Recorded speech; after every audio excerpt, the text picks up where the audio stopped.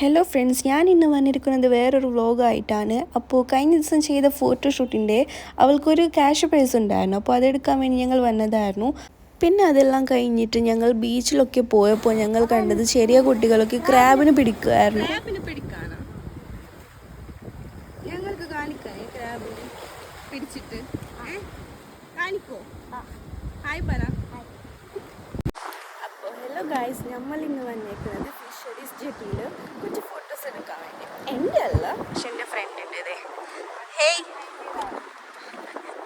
Hi പറ.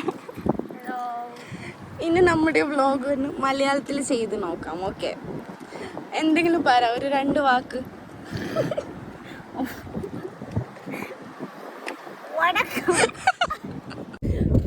പക്ഷേ ഇവൾക്ക് മലയാളം അറിയില്ല, അതാണ് പ്രശ്നം. പക്ഷെ അറിയാം, അവൾ എന്തുകൊണ്ടാണ് അറിയില്ല സംസാരിക്കാത്തത്. അപ്പോൾ നിങ്ങൾ കണ്ടല്ലോ, എൻ്റെ ഫ്രണ്ട് മലയാളത്തിലൊന്നും സംസാരിച്ചിട്ടില്ല.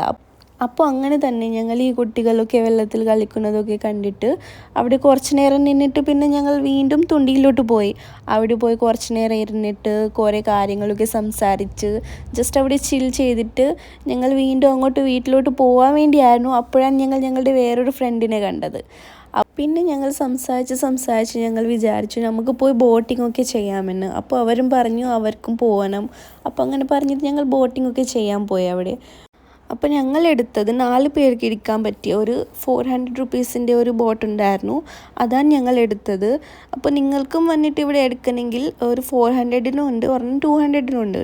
ഓക്കെ, പിന്നെ അയാൾ നമുക്ക് കുറച്ച് ഇൻസ്ട്രക്ഷനൊക്കെ കാണിച്ചു കൊടുത്തു, എങ്ങനെയാണ് അത് ചവിട്ടേണ്ടത്, എങ്ങനെയാണ് കൺട്രോൾ ചെയ്യേണ്ടത് എല്ലാം നമ്മൾ പഠിച്ചെന്ന് വിചാരിച്ചിട്ട് കയറി.